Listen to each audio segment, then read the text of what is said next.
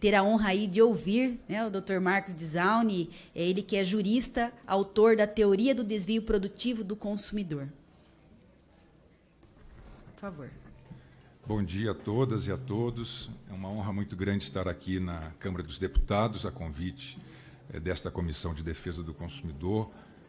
Cumprimento a deputada Gisela Simona, que preside a mesa, meus cumprimentos carinhosos à ministra Nancy Andrighi, grande jurista, grande humanista brasileira, deputado Vinícius Carvalho, doutor Bruno Toguchi e demais colegas aqui participantes. Eu vou direto ao tema para a gente tem pouco tempo, né? O tempo, enquanto bem personalíssimo, ele é o suporte implícito da vida, que dura certo tempo e, nesse tempo, a vida se desenvolve. E a vida, enquanto direito fundamental, constitui-se das próprias atividades existenciais que cada um escolhe nela realizar. Trabalho, estudo, descanso, lazer, convívio social e familiar são atividades existenciais da pessoa humana, não só do consumidor, que se desenvolvem nesse tempo. E no Brasil, esse tempo, por incrível que pareça, que é bem jurídico, não está devidamente protegido pela legislação. Esse tempo não está tutelado expressamente nas leis e na Constituição. Por isso, né, a importância deste projeto de lei e de um outro projeto de lei que tramita no Senado, que foi por nós minutado. E eu faço aqui um rápido esforço histórico, né, para entendamos como é que chegamos, né, a esse PL da Câmara dos Deputados. A proteção do tempo do consumidor, ela começou em 2011 com a publicação da Teoria do Desvio Produtivo do Consumidor de nossa autoria. Então, essa tutela começou com a doutrina. A teoria do desvio produtivo, ela identificou e valorizou pioneiramente no Brasil e no mundo o tempo do consumidor como um bem jurídico, diferente do tempo cronológico, que é fato jurídico. O tempo cronológico é o tempo com o qual medimos a decadência, a prescrição, os juros de mora. Isso é um fato. Fato jurídico em sentido estrito ordinário.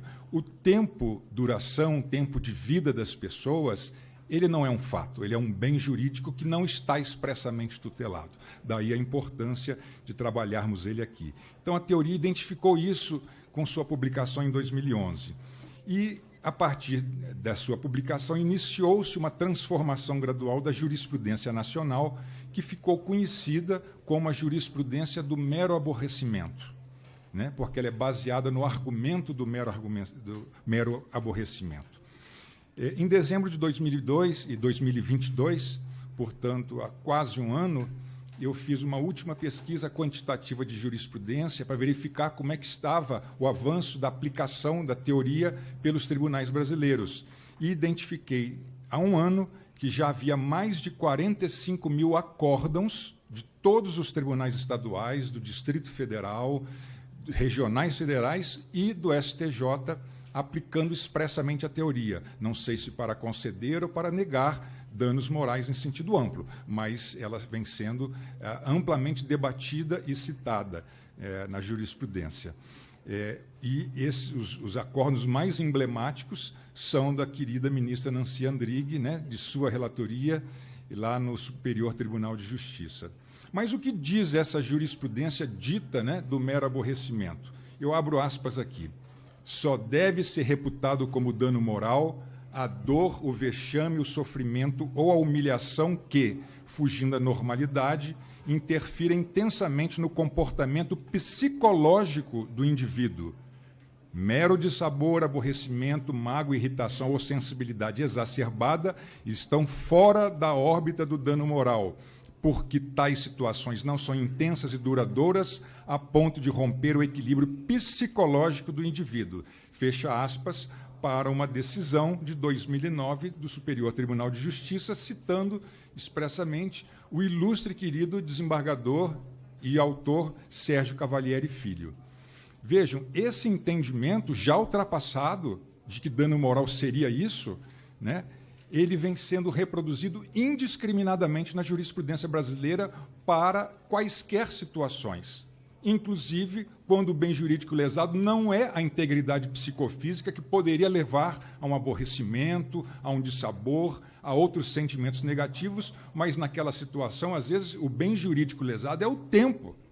Então, não se pode falar, naquela situação, que há um mero aborrecimento, porque está se dizendo que houve um sentimento negativo, por exemplo, quem ficou 1, 2, 3 horas aguardando pelo voo atrasado, mas esse aborrecimento ele foi mero, foi pequeno, foi singelo, portanto, ele não gerou o dano moral indenizável, mas não gerou o dano moral anímico. Nós não estamos falando aqui do dano moral em sentido amplo, como sinônimo, como correspondente aos danos extrapatrimoniais, que são um grande guarda-chuva. Então, qual é o cenário que nós temos hoje na jurisprudência, né, que a doutrina da teoria do desvio produtivo vem procurando combater, mas, como doutrina, não tem tanta força como terá uma lei federal. O cenário é o seguinte: no Brasil, os danos extrapatrimoniais são tradicionalmente chamados de danos morais. Está lá no Código Civil, estará na Constituição. Não há conceito para eles, quem traz o conceito é a doutrina. O que a doutrina ultrapassada diz? Danos morais são a dor, o sofrimento, o abalo psicológico. Isso era no passado, mas não é mais. Só que isso continua sendo reproduzido. Além disso, em parte da doutrina e em grande parte da jurisprudência, ainda persiste justamente esse entendimento já ultrapassado, como disse, de que o dano moral restringe-se à dor, ao sofrimento, ao abalo psicológico. Mas, curiosamente, até mesmo o professor Cavalieri Filho já atualizou seu entendimento ao longo da sua obra e abandonou esse conceito de dano moral do fim do século passado. Então, qual seria um conceito mais atual, um conceito melhor de dano moral que abrangesse todas as situações hoje identificadas como merecedoras de reparação por dano extrapatrimonial? De acordo com Francisco Amaral e Fernando Noronha, que são 2 autores que eu gosto muito, são excelentes autores, o dano moral em sentido amplo, enquanto gênero que corresponde ao dano extrapatrimonial, que é o grande guarda-chuva, conceitua-se como prejuízo não econômico que decorre da lesão a um bem extrapatrimonial juridicamente tutelado, no qual se insere o tempo do consumidor. Então, o tempo do consumidor precisa ser tutelado, protegido em lei federal, para que, ao lado da honra, da imagem, do nome e de outros bens ou direitos da personalidade ou atributos da personalidade, também mereça, né, a importância que ele tem. Se não fosse esse o entendimento, né, em termos de um conceito mais amplo, mais atual de dano moral, não fosse esse o entendimento, uma pessoa hospitalizada em coma, por exemplo, não sofreria dano moral por uma negativação indevida. Só que ela sofre.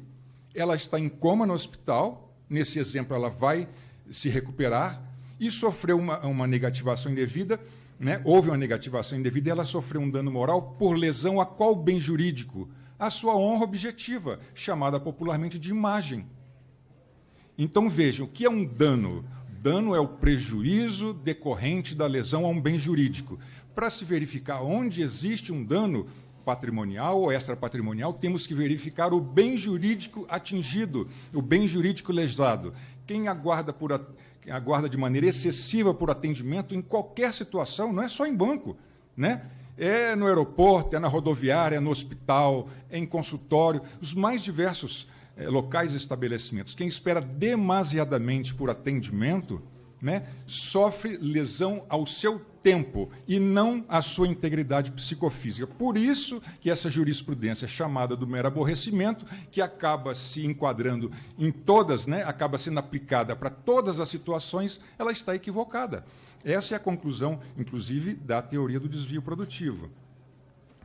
Porém, esse aqui é um ponto relevante, eu vou pedir mais uns 2 minutinhos aqui, porque é a questão técnica, que eu acho que de suma importância aqui para a comissão, porém a prática judicial revela uma dificuldade muito grande no reconhecimento de novas categorias de danos extrapatrimoniais para além da esfera anímica, ou seja, para além do abalo psicológico das pessoas, o que tem contribuído para a manutenção dessa jurisprudência anacrônica, ultrapassada, que ficou conhecida no Brasil como do mero aborrecimento. Nesse sentido, vejam, o grande autor Fernando Noronha chega a afirmar que no Brasil existe uma tradicional confusão. Palavras do Fernando Noronha. Existe uma tradicional confusão entre danos extrapatrimoniais e morais presente em praticamente todos os autores justamente reputados como clássicos nesta matéria, desde Aguiar Dias até Carlos Alberto Bittar e Youssef Carrali. Então, diante desse panorama, né, de existir uma jurisprudência que se aplica a todas as situações, mas está ela equivocada, porque ela está falando da lesão à integridade psicofísica. Só que quem aguarda excessivamente por qualquer tipo de atendimento, né, uma demora excessiva, o bem jurídico lesado não é integridade, é o tempo. Então, diante desse panorama, mostra-se cada vez mais necessário que o legislador federal, o legislador brasileiro, reconheça que o tempo do consumidor é um bem jurídico essencial numa sociedade de consumidores, como diria o Bauman, como forma de superar aquela noção ultrapassada de dano moral que nega direito básico do consumidor à efetiva prevenção e reparação integral dos danos.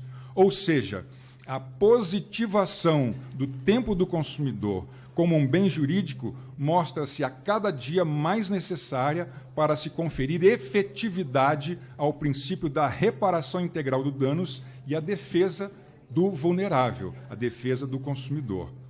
Então, aqui, já finalizando e entrando nas questões dos PLs existentes, em abril de 2022, com base na teoria do desvio produtivo, a Assembleia Legislativa do Amazonas editou a Lei Estadual 5.867, que pioneiramente positivou no Brasil, né, em âmbito estadual, o tempo do consumidor como um bem jurídico. Aí agora a tutela já na categoria lei.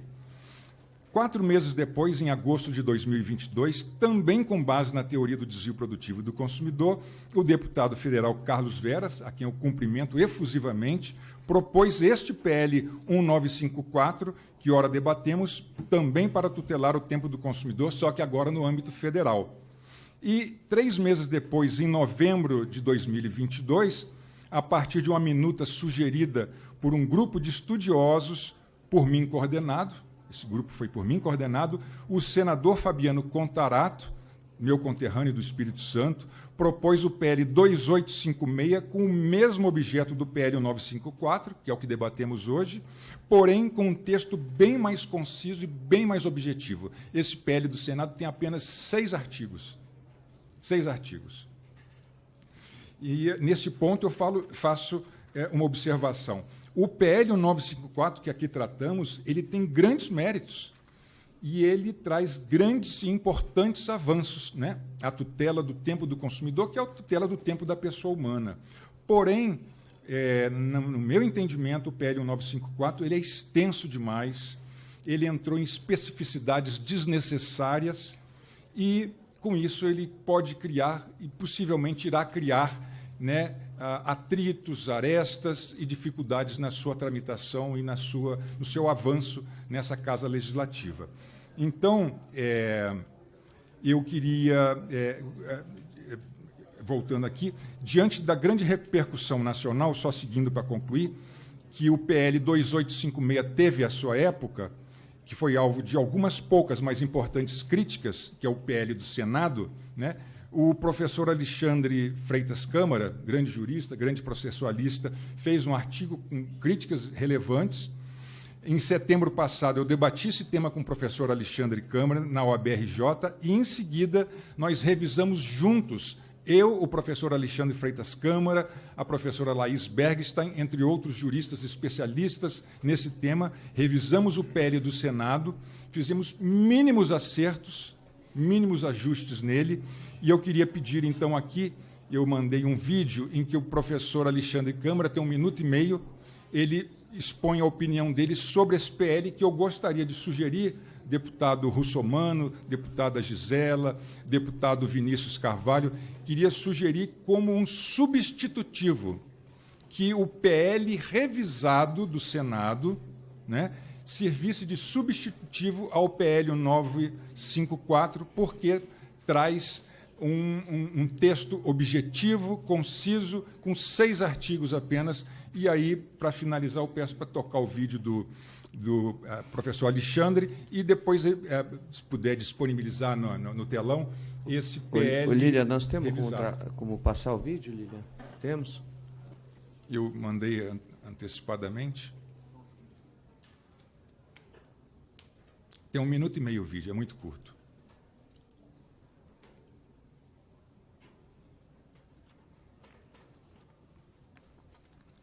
E aí, o meu elogio ao artigo 25A, que eu acho mesmo extremamente bem redigido, ele já foi lido, eu vou ler aqui muito rapidamente.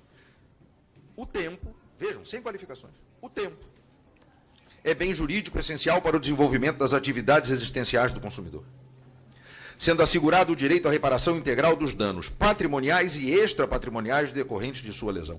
Esse artigo é extremamente bem redigido. E eu torço muito para que não mexam uma vírgula desse artigo. Como eu também tenho elogios aos artigos 25B e 25C. São só elogios a esses artigos. Artigo 25B. O fornecedor de produtos ou serviços deverá empregar todos os meios e esforços para prevenir e evitar lesão ao tempo do consumidor.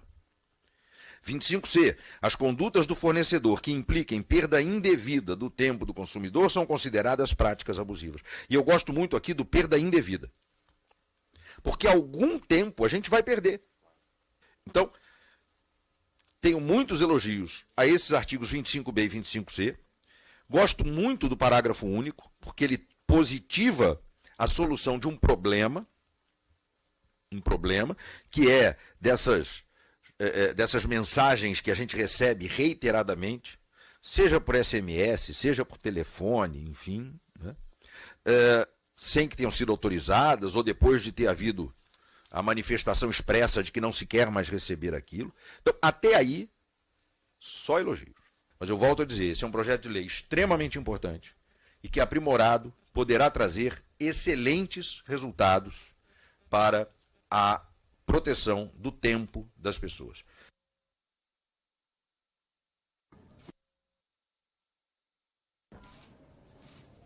Só para concluir, deputada Gisela, desculpem avançar no tempo. Então, o desembargador Alexandre Freitas Câmara estava se referindo ao PL 2856/22 do Senado, né, cuja minuta foi elaborada por mim junto com um grupo de juristas e revisada no mês passado a 6 mãos, na verdade, com o professor Alexandre Freitas Câmara e a professora Laís Bergstein. E eu disponibilizei à comissão aqui o texto revisado, disponibilizei ao próprio deputado Vinícius, já mandei para o WhatsApp, para o deputado Russomano também, e essa palestra do professor Alexandre foi antes da revisão. Então, ele estava se referindo a algumas críticas que ele tinha e que já foram incorporadas ao novo texto, e nossa sugestão é que esse texto sirva como substitutivo ao PL 1954, porque é um texto conciso, objetivo e que não vai entrar em especificidades desnecessárias e assim poder tramitar e proteger, né, esse vulnerável que é o consumidor brasileiro. Muito obrigado a todos.